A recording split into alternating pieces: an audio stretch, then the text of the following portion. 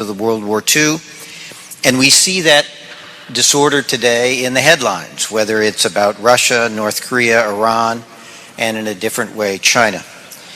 All of which has contributed to what the National Defense Strategy characterizes as the most complex and volatile security environment we've experienced in recent memory.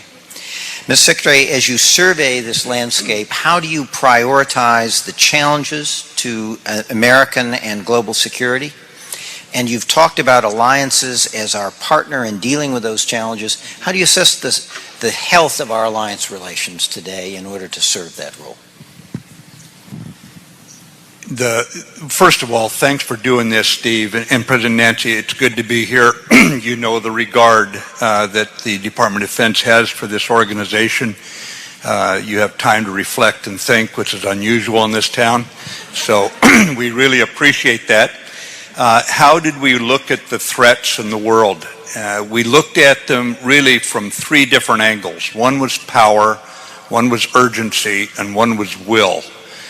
Because we're in a competition of sorts to maintain this world and turn it over, hopefully, in slightly better condition than we received it. In terms of raw power, right now, I look at Russia and the nuclear arsenal they have.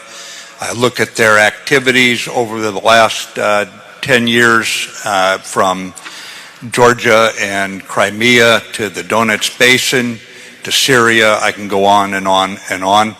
There are violations of INF, for example. But in terms of just power, I think it's clearly Russia that we have to look at and address. In terms of urgency, there's two. One is the current fight against the violent extremists. For example, the Defeat ISIS coalition is 70 nations plus 4 international organizations working on that fight that is ongoing. We must continue that character of warfare that is very unusual. We call it irregular. But at the same time, in terms of urgency, is the DPRK, the North Korea nuclear and missile programs that are clearly a violation of international sanctions, are clearly a threat to peace and stability. In terms of will, clearly it's China. Now, in China's case, we look at it as different than Russia. Russia wants security around its periphery by having insecurity with other nations. They want a veto authority over the economic, the diplomatic, and the security decisions of the nations around them. China, on the other hand, seems to want some sort of tribute states around them. We are looking for how do we work with China. I think that 15 years from now, we will be remembered most for how did we set the conditions for a positive relationship with China. And in that regard, we look for where we can cooperate, and we will cooperate where we can. You see that in unanimous Security Council resolutions on denuclearization of the Korean Peninsula. But we will confront them where we must. For example, freedom of navigation in international waters and that sort of thing. I've met with my counterpart both in Beijing and in Singapore 10 days ago, and he will be here a week from now to continue that dialogue as we sort it out. So how do we look at our real strengths here? Our real strengths are the network of alliances and partnerships around the world. And in that regard, quietly below the radar of what is often in the public domain, I'll just run through what I've done in the last 30 days. In the first week of October, I was at NATO, our most important alliance, 29 nations that work together. Every one of them has its own interests, its own perspective, but at the end of the day, NATO is stronger than ever in terms of 27 nations clearly raising their defense expenditures, nations that were aligned with us when I rolled out the nuclear posture review. I can go on. It's a strong alliance, and it's getting stronger. My next trip was down to Cancun, where I met with the Latin American, South America, Central America, Mexico ministers of defense. I look back on 2017, I thought that was a pretty crummy year for democracy around the world. Not so in South America. Not so in Central America, not so in Mexico. Imperfect it may be, full of economic headwinds. Clearly the American appetite for drugs and European is dumping a lot of money in that corrodes their institutions. But democracy is alive and well. They're holding elections. They don't know who's going to win. That's the way it should be in a democracy. And it's going well down there. First time I heard my position described as being minister, you'll love this, President Nancy, minister of peace, not minister of defense. And then I just got back went out to Singapore, met with ASEAN 2 weeks ago, where we are welcome, where many nations in private will tell us why they need us engaged out there because they're concerned about what China is doing and the piling of massive debt, to quote Prime Minister Modi, on nations that they know, China knows cannot repay it. And then you see what happened in Sri Lanka where they lost sovereignty over their own harbor. And one of those issues I'll be talking obviously with my counterpart about here in Washington shortly. And then 2 days ago I got back from the Manama Dialogue in the Middle East, where we were talking about how we move forward on a security architecture that maintains peace, or what passes for peace right now in the Middle East, and restores peace in several key areas, Yemen being foremost, obviously Syria moving towards the Geneva process against Russia's example, frankly. But we're at least all on the same sheet of music about it. So there's a quick rundown on how I see the threats and what we're doing with the alliances and partnerships. Thank you, Mr. Secretary. Let me shift to another problem, which is, I know, on your agenda. Congress charged the USIP to convene a task force on extremism in fragile states to try to address the root causes of violent extremism, a big task, needless to say. In its recently published interim report, the task force noted that the time is right to adopt what the 2004 9/11 Commission called a preventive strategy that is as much or more political as it is military. How do you see the military's role in a strategy for dealing with violent extremism where non-kinetic measures focused on strengthening fragile states and building resilience are the priority? Yeah, as we look back over these difficult years, we just recognized the anniversary, the 35th anniversary of the attack on the French paratrooper barracks and the U.S. Marine peacekeeper barracks there in Beirut 35 years ago last week. And you look at what has happened since that time, you recognize that in most cases, the breeding ground for this is not something that can be addressed by the military. Our general view is that State Department has the lead with AID, and we lead with ideas, we lead with the example of our own country, and we work with like-minded nations in this regard. My personal view, during the 3 years I was out of the Marines and I was on a university campus, had time to think about what had happened, I believed that the U.S. foreign policy had become militarized, and so I come back into this job, and my view was that we had to have State Department in the lead, and the military had to be an enabling, supporting element to this, because you simply couldn't shoot your way out of this problem. At one point, I was frustrated enough with some aspects of State Department's budget that in my testimony I said, if you don't fully fund, up on Capitol Hill, my testimony, if you don't fully fund the State Department, please buy more ammunition for me because I'm going to need it. As a rather blunt way of saying why we needed to keep America's foreign policy and our diplomats foremost in this effort. But at the same time, I have also dealt with this adversary that we're up against in the Middle East since 1979 in one form or another, and I've watched it morph since that rather eventful year in the Middle East.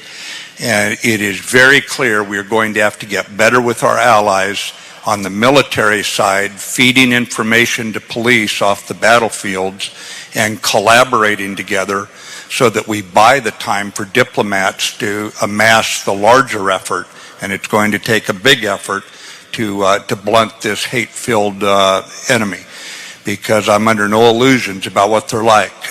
They did not arrive where they're at through a rational process, and in some cases, too many cases perhaps, we're going to have to deal with that in a military and police manner. But the next generation, we're not going to address in a military manner. We have to address that one with education and economic opportunity. We have to give people hope, and hope cannot be unilateral anywhere in the world. If it is unilateral, you're simply breeding the antibodies to what you're trying to do. It's going to have to be multilateral, it's going to have to be inclusive, and the military's got to remain steadfast while supporting, in every sense of the word, not just with its military alone activities, but with its enabling military activities. It's going to have to be supporting State Department. Let's follow up, if we can, with a specific example.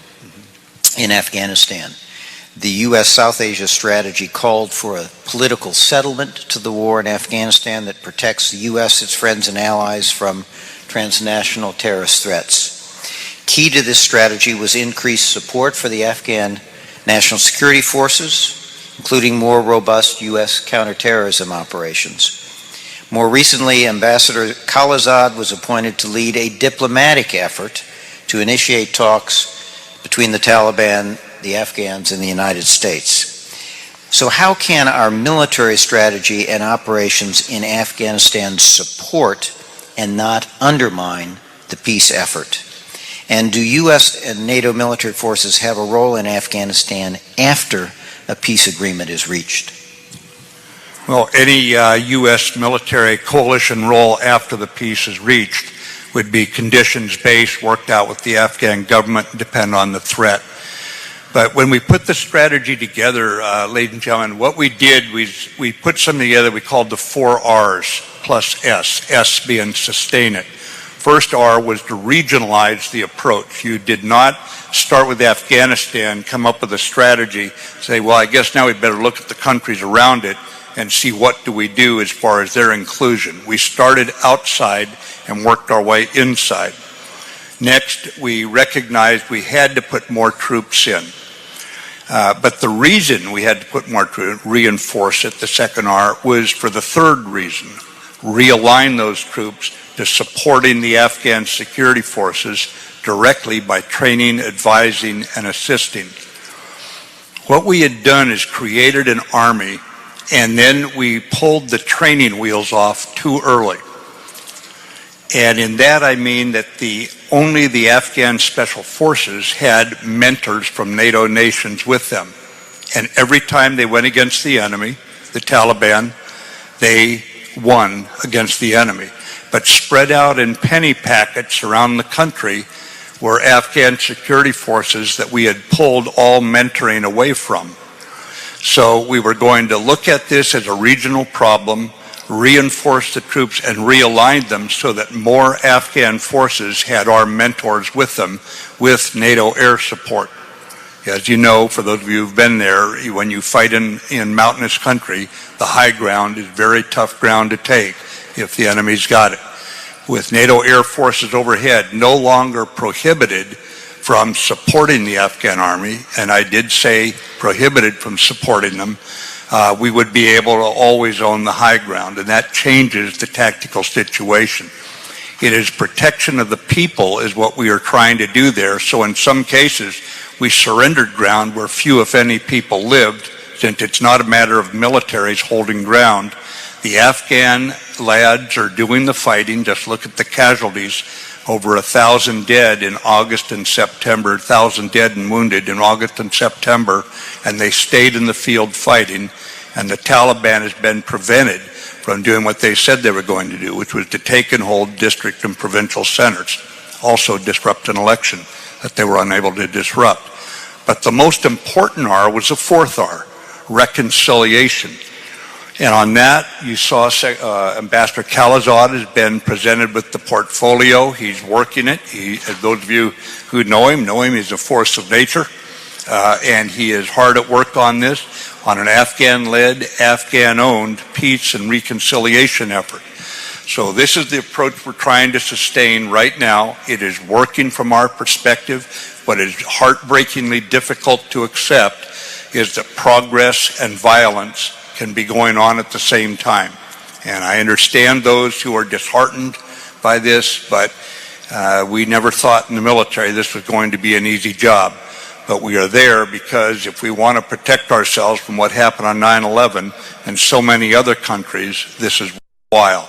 So that's where we're at right now. The president, when he put this forward, I can guarantee you that he challenged every assumption, he challenged every sentence, he challenged every aspect of what we were going to commit to, and it was a very robust discussion in every sense of the word. As allies realized we were going to stay, what had dropped from 50 nations in the fight to 39 has now reversed. We're back to 41. By the way, the two nations that rejoined are both Muslim, Arab Muslim nations. And we also have over 1,000 more troops coming from our partner nations and NATO allied nations that have been added in addition to the 3,000 that we added when we reinforced the force there. So right now, that's the way we're going forward, but the goal is reconciliation, and Ambassador Khalilzad has been a very welcome addition to the campaign. I want to switch to Syria, if we can. USIP has been advising the 10th Mountain Division during its missions in Iraq and Syria over the past year, as the United States and its coalition partners seek to decisively defeat ISIS and prevent its reemergence. We also see in Syria a despotic regime, sectarian strife, humanitarian disaster, and great power competition in terms of Russia, and of course Iran as well. In February of this year, U.S. forces found themselves in a firefight with Russian contractors that left as many as 300 Russians killed and wounded. How do we sort out and how do we think about complexity of this sort? And what are the lessons learned from how to confront challenges in non-state actors like ISIS in fragile states while meeting the threat from great power competition at the same time? And how do we operationalize deeper cooperation, as you talked about, among our diplomatic, defense, and development establishments to respond to these complex conflict situations? Well, no one said this is going to be an easy evening, you know?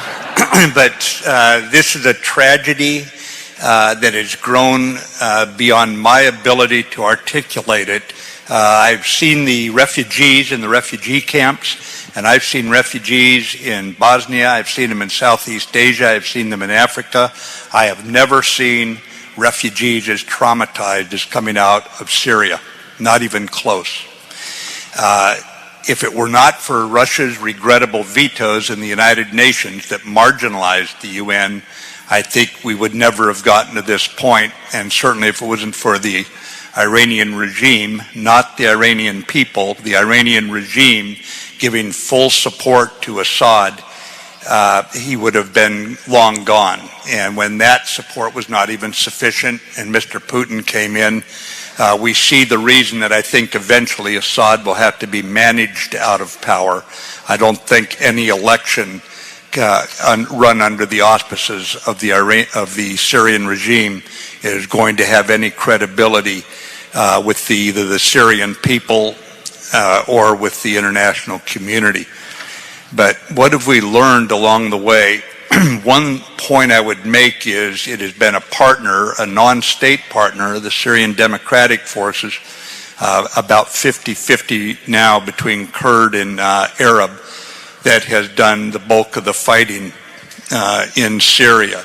Remember that at the same time the Iraqi security forces and popular militias were fighting in Iraq. When we came into office with the administration, we reviewed the situation and determined that we would have to change what was going on. I had gone early to NATO and sat down there in Brussels with my counterparts talking about a host of issues in Syria, Iraq, and ISIS loomed large.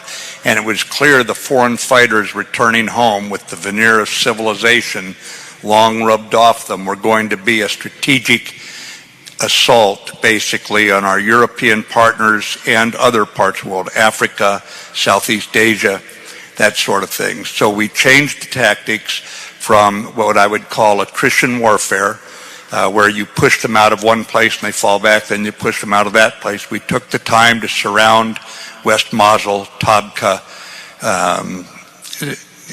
Tel Afar, Raqqa, surround it first and then move against it, and trying to get the civilians out of the way, the non-combatants, the innocent out of the way, because every battlefield we're in over there is also a humanitarian field. We were not always successful at that. We remember we're up against an enemy that is merciless and used in many cases the locals, the innocents, as shields. And we did our best to avoid those deaths, but some of them as a consequence of war were more than we ever wanted to see happen, but it was part of the fight. As we moved against them, and they're now down to less than 2% of the ground they own, we can see that the most important effort is the sustaining. In other words, after we go through and we push them out of the area, you must immediately create local security forces in order to hold the ground, and then get locals back into positions, community councils, so that locals feel like they're now in control. The international community has actually been very helpful. We do have the money to help the people who are trying to recover, but it's just emergency services inside Syria. Inside Iraq, where we have a government, and they did go through an election, as you're aware, they're putting a government together. There we have a government that we can support. In Syria, we have to support the locals, and then we're going to have to work through the Geneva process to make a way forward for Syria. We are committed to it. Russia's best efforts to divert it into a Astana process or Sochi have not produced anything worthwhile, and so we're calling on Russia to support the UN Geneva process and Stefan de Mistura's efforts there. Will they do it? I think eventually it's in Russia's best interest that Syria not be the cauldron of violence that it is now, so we're going to keep pressing on it, supporting the UN in their effort.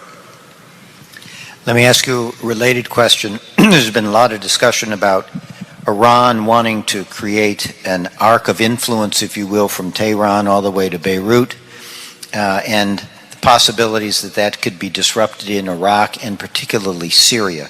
Could you say a little bit about what we're doing to counter Iranian influence in Syria and to frustrate their ability to establish this kind of strategic arc? Well, our authority to be in Syria right now is clearly on the Defeat ISIS campaign. That is the authority I have from the President. That's the authority of the Congress under the authorization for the use of military force. And that is the only specific military purpose that we're undertaking there. Now, at the same time, Secretary of State Pompeo, taking the lead as he should in something like this, has doubled the number of diplomats in the liberated parts of Syria. Brett McGurk has been magnificent at orchestrating the international coalition, including the funding for the emergency services, and that continues to go on. Now, will that in itself, by getting the locals empowered to represent their own communities, to defend their own communities against a return of ISIS, in itself stop the Iranian influence? No, it will not. But that is where the Geneva process comes in to say, Iran, you have no business in Syria. You've not been helpful there. Your militia that is destabilizing in Lebanon against the government, the Lebanese Hezbollah, and their fighters inside Syria, and ones like that need to get out of Syria if we're going to have peace.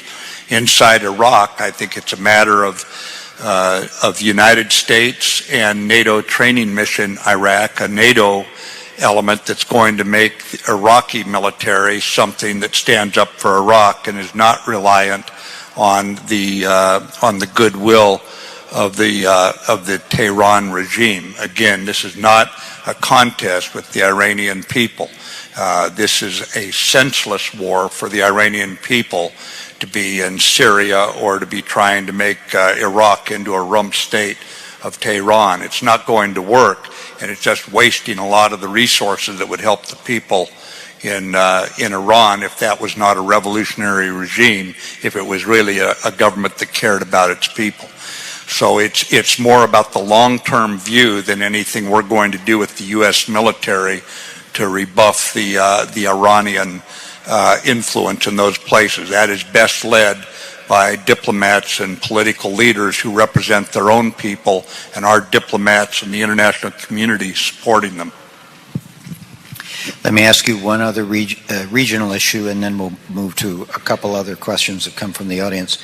One area where we see increased challenges in managing partnerships is in the Red Sea. For example, in Djibouti and along the coast of Somalia, Eritrea, and Sudan, there's a proliferation of military bases and deployments sponsored by the Gulf states, Turkey, China, and other external actors. How do you see this region? What priority does it have for you, and what is the administration's approach?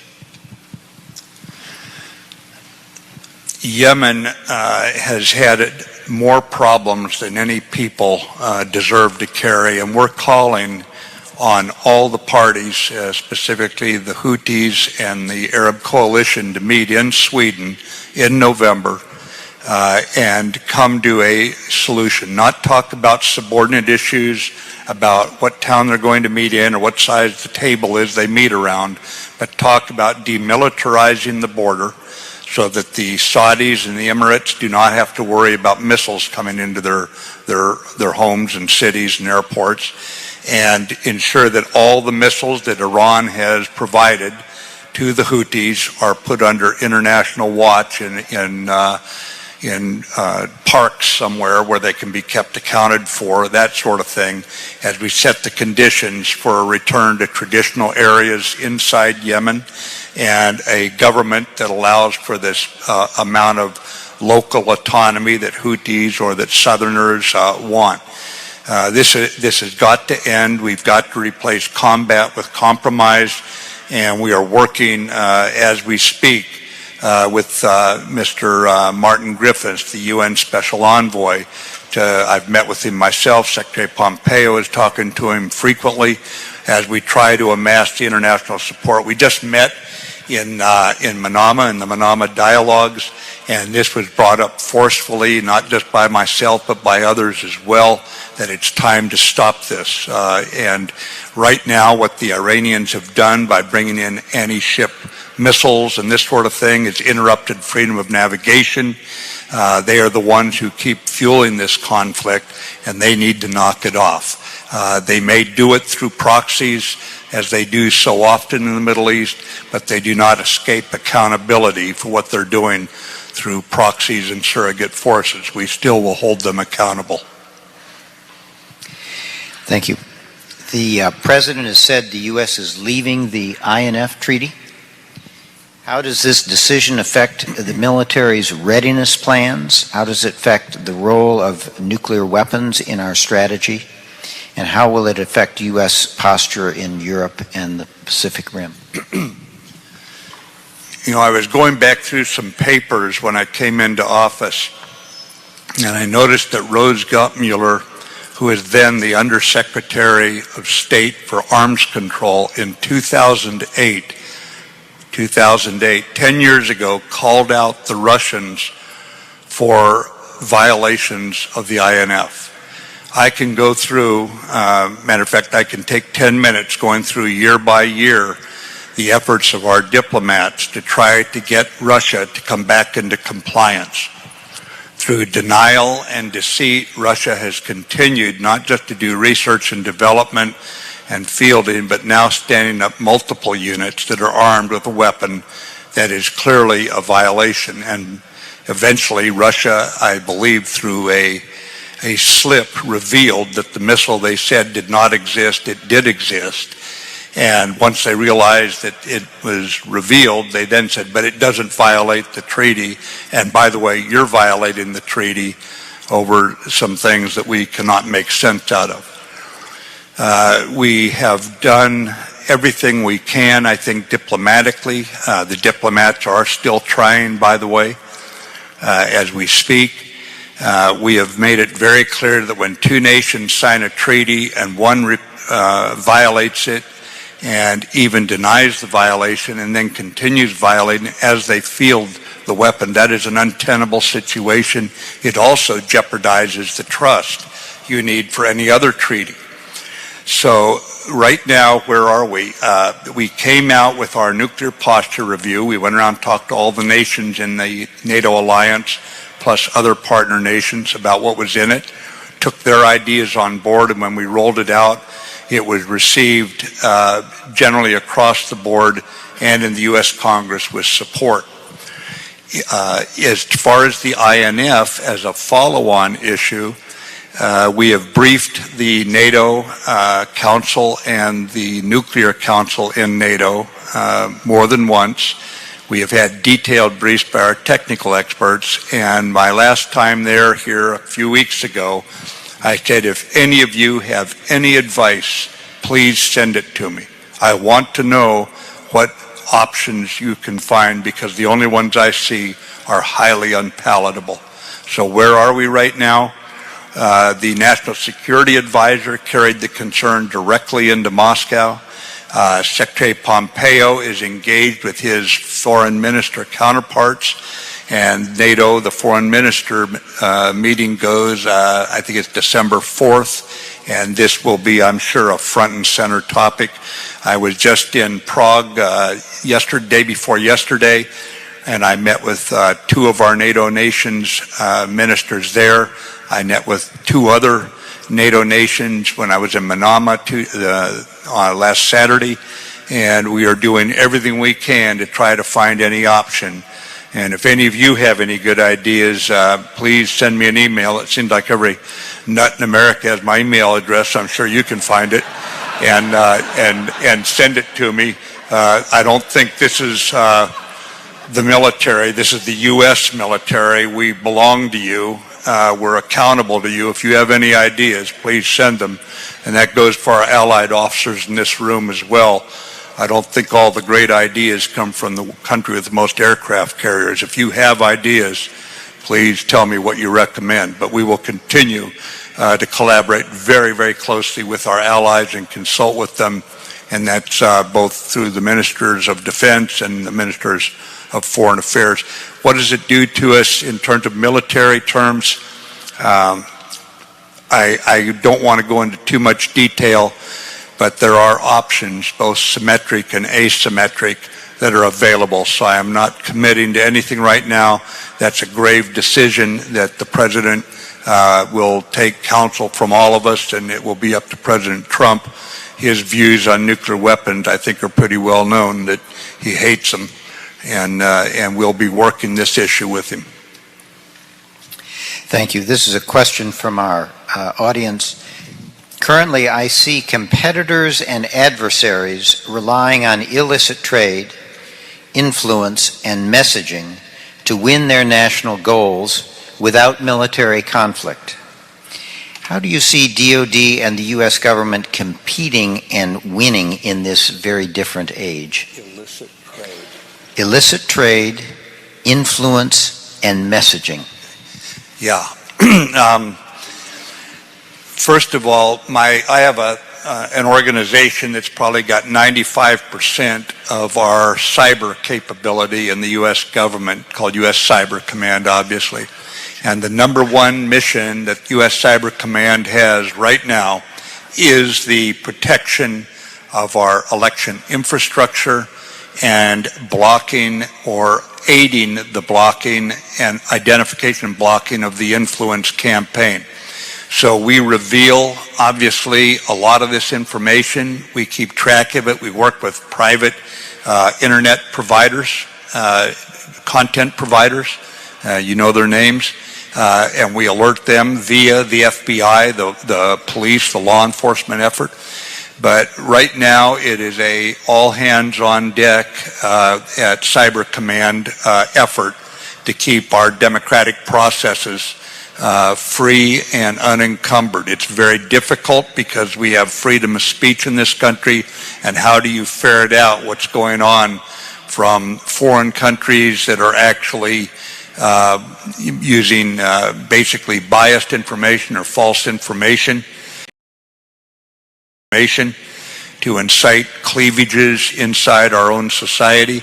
It's going to take an informed electorate in order to maintain this. This is not something that the military does alone, but certainly the military has an obligation to protect the country from that sort of thing and to alert the FBI and the Department of Homeland Security when we see it coming. So we're working hard at it, but it's an area that we have got to balance our constitutional freedoms and not inhibit those, even as we try to maintain the integrity of the election and of the campaigners' messages, so they're not having their message misconstrued by others.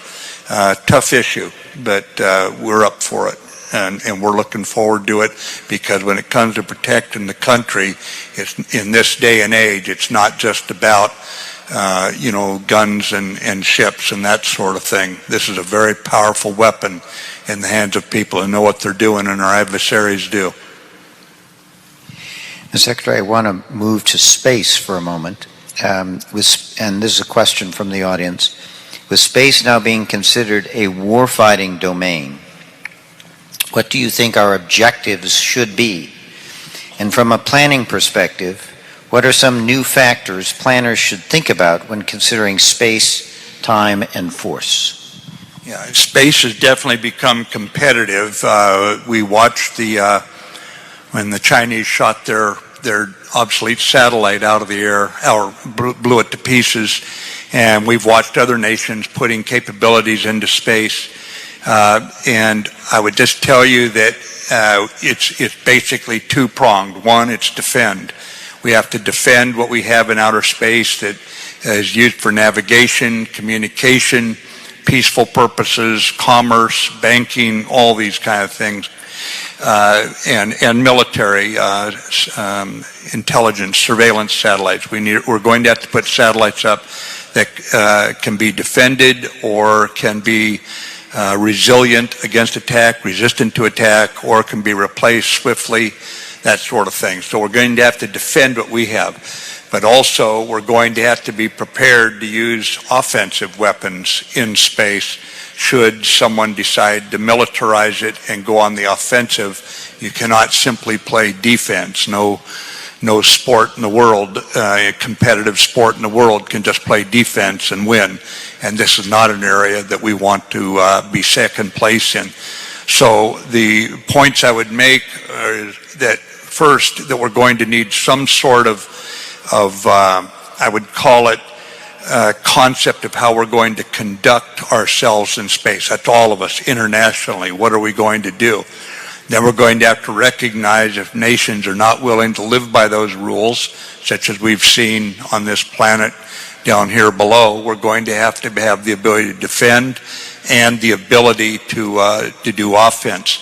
In that regard, the President has been very clear that he wants to organize accordingly. So what we will do is put together a command that can compete in space on whatever level an adversary wants to compete, chooses to compete. And then we're going to ensure that we go to Congress with how we believe we can best organize, not for a bureaucracy, but for the capabilities the President and the Vice President have rightly directed that we have, so we don't surrender what we do in space, using space for commerce or navigation or anything else. It's critical to our economy. It's critical to our way of life now. We've grown reliant on it. So we're organizing appropriately, and we'll go forward with Congress right alongside us, since they have to enable it with legislation and carry out the President's direction. If you did not see it, the Secretary had some very interesting remarks at the Manama Dialogue in Bahrain about Yemen, about the killing of Khashoggi. And I want to pick up on that thread in one of the questions that has come from the media. In the wake of the death of Jamal Khashoggi and a continued uptick in civilian casualties in Yemen, do you believe that Saudi Arabia has made a good faith effort to reduce harm in this conflict? And what do you hope to see Saudi and the UAE do to improve as the State Department looks toward another certification of U.S. refueling support to those two allies? Yeah, well, what was referred to the killing of Khashoggi, I'd say the murder of Khashoggi is, I would separate it out from the Yemen situation. That stands unique by itself. The President said we want to get to the bottom. We will get to the bottom of it. And as you know, Turkey has so far provided evidence for every allegation that they have made about what happened. And so no one nation controls all the information. And I spoke to the foreign minister of Saudi Arabia 2 days ago in Manama, and he said there would be a full investigation. Let me swing over to Yemen, separate issue. What we have been providing since the last administration, or in the last administration, we reviewed it when we came in very carefully.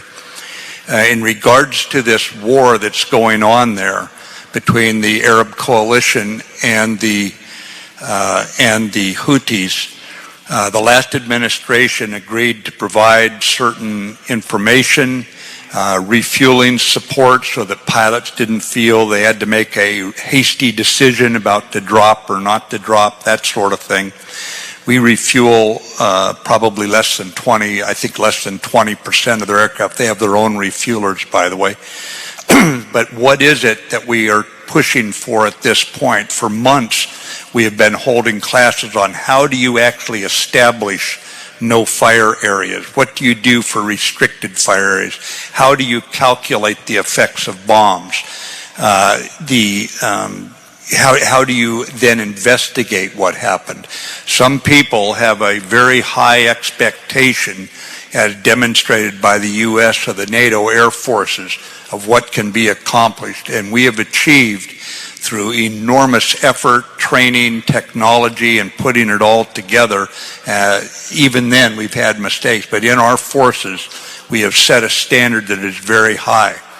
The commander of the Royal Saudi Air Force has been going from base to base as we continue the training and the conferences for them, and he's looking his pilots in the eye explaining that there is never a reason to drop if they don't think they can hit the right target. Now, war, I will just tell you, I've got a little experience in it, is basically one tragedy piled upon another tragedy. You know, welcome to war.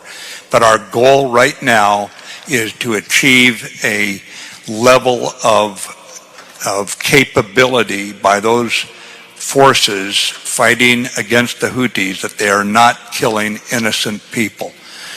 The longer-term solution, and by longer-term I mean 30 days from now, we want to see everybody around a peace table based on a ceasefire, based on a pullback from the border, and then based on ceasing dropping of bombs that will permit the special envoy, Martin Griffiths, who's very good, he knows what he's doing, to get them together in Sweden and end this war. That is the only way we're going to really solve this.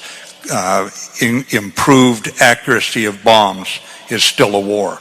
So we've got to move toward a peace effort here, and we can't say we're going to do it sometime in the future. We need to be doing this in the next 30 days. We've admired this problem for long enough down there. And I believe that the Saudis and the Emirates are ready. And in fact, had the Houthis not walked out of the last effort that Martin Griffin had going, we would probably be on our way there right now. Mr. Secretary, this is a question from Peter Nielsen of the Embassy of Denmark. You spend a lot of time and energy in strengthening cooperation with allies and partners. What do you see as the major accomplishments in this area, and what are the challenges and opportunities looking forward? You know, it's been eye-opening as I came into this job that I never aspired to. I'd never met President Trump before he called me back to Bedminster as president-elect and met with him. I had my views. I was out at Stanford University and I had time to study. I did not realize just how much other nations, I mean, I'd read about it. I did not realize how many other nations look to us as a calming or a confidence-building partner for them. And wherever I go, I find from South America to the Middle East, certainly to the Pacific, certainly in Brussels at the NATO meetings, that they all want us to stay. They all want us to keep at it. So where are we right now? I went to NATO, my first meeting there. I'd been a Supreme Allied Commander before in uniform. I knew many of the people there on the staffs, knew many of the principals sitting around the table from my previous days. And I assumed when I went there, I was going to lose some rapport with nations' representatives who represented their own nation's interests. So when I said there was no way I could go back to America and ask American parents to care more about the freedoms that European children enjoyed than European parents did, that they were going to have to pay a modicum for the best defense in the world. And what is that modicum? 2%. I recognize that only leaves 98% for everything else, but I think we can afford 2% for what grew out of the Renaissance and the Enlightenment to survive in this world. And I think we have to recognize that after 2014 especially, that things began changing, that it was no longer the same Europe that it was before Putin began his adventures and terrorists began shooting up the streets of Paris, Brussels, and elsewhere. I expected to lose rapport. I did not. Now, ladies and gentlemen, I'd heard this first when I sat behind Secretary Perry when I was his executive secretary in 1990. Rudy, what was it, back in the last millennium, 1997, I think. I'd first heard him say that you have got to be paying more. We cannot continue to carry this. Well, I heard it also from Secretary Cohen. I heard it from Secretary Rumsfeld. I heard it from Secretary Gates as a 4-star when I was a NATO Supreme Commander. This was not a new message. The difference was the extremely strong statement of the president that it had gone on long enough. And I was trying to think of how to put it to our allies where it was not adversarial. It's not about being adversarial or antagonistic. And I was coming out of Denver on my way east to go through Senate confirmation. And you've all heard it 100 times. You know what I'm going to say. The stewardess got up and she said, in the event we lose cabin pressure, the masks will drop. Put your own mask on first and then help those around you. What I would call this is when we talk about America first, it's not America alone. We are trying to get our own economic house in order, our own fiscal house in order. We're putting our own mask on first so we can help those around us. We are not a worthy ally. We are not a worthy partner for you allies in the audience if we are not on a fiscally sustainable, economically vibrant path, because no nation has maintained its military wherewithal that didn't keep its economic and fiscal house in order. So that's the approach we're taking. It has not cost me the rapport I anticipated. In fact, in the alliance today, like I said early on, 27 of 29 nations are raising their funding. And in fact, all 29, if you look at the overall, what they account for in terms of defense spending, all 29 today are raising the amount of money they commit to defense. So I'm relatively optimistic about where we're at right now with allies, with NATO being, I think, a very representative example of where we're at. Hasn't been easy, been a lot of strong words, but that's what democracies do with each other. They stand up and say where they stand. At the end of the day, though, we are together 100% when it comes to putting German battalion into the Lithuanian forest, and a dozen other NATO nations are there under the German lieutenant colonel's command, who is serving under the Lithuanian brigade commander's command. You can see NATO working from the front edge of the Baltics all the way back to Brussels and in the nation's capitals. I went on a little bit of length, but you can see I only have 3 lines of effort. Make the U.S. military more lethal, build stronger partnerships with our partners and allies, and reform how the Defense Department does business, so I can look you all in the eye and say we're spending your money properly and we're getting more lethal out of it. And I would just tell you in that regard, for the first time in 70 years, we're having an audit done of the U.S. Department of Defense, so I can look you in the eye and say, in the midst of all this, we're not taking your money and flushing it down the drain. We're going to find a lot of problems in that audit. We're going to fix we're going to tell you about them. We're going to fix every one. Mr. Secretary, I want to ask a last question. And thank God.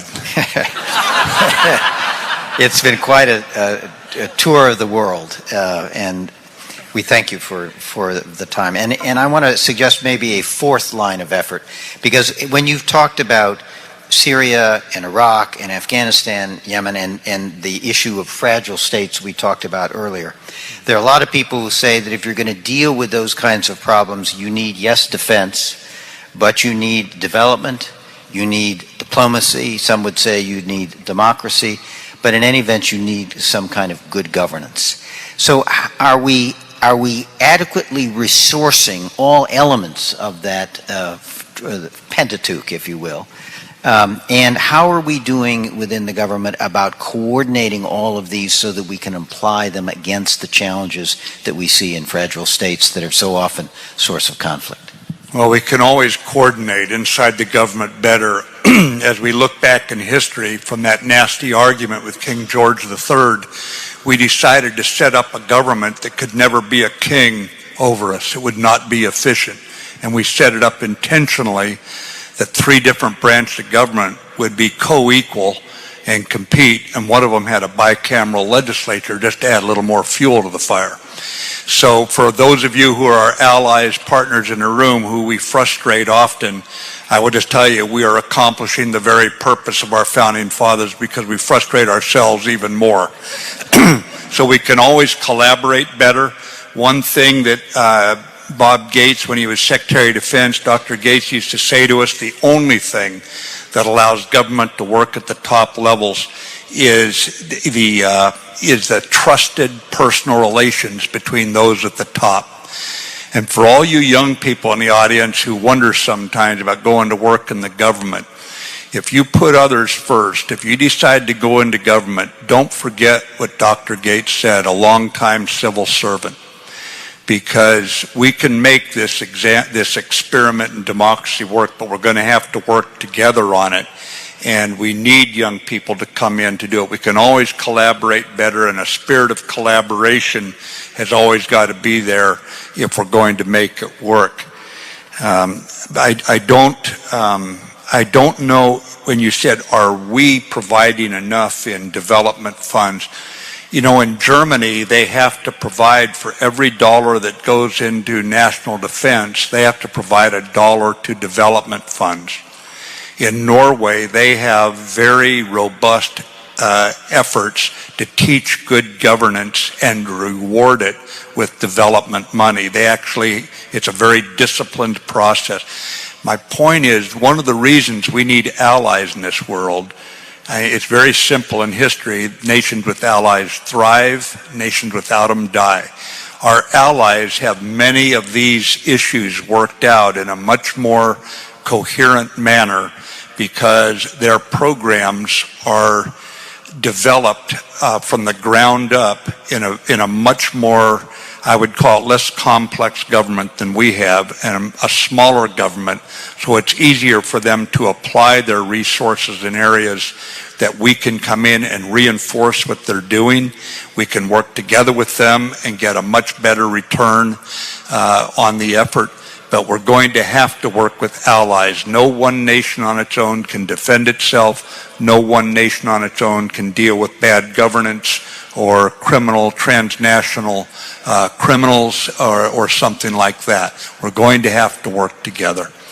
So are we doing enough? I think together we probably are, but we could be a lot more coherent on the national and international level. And we're going to have to stay committed to it. But thanks very much, Steve. It was a tour de force. Please join me in thanking Secretary Mattis for his time tonight. Thank you so much. How you do that?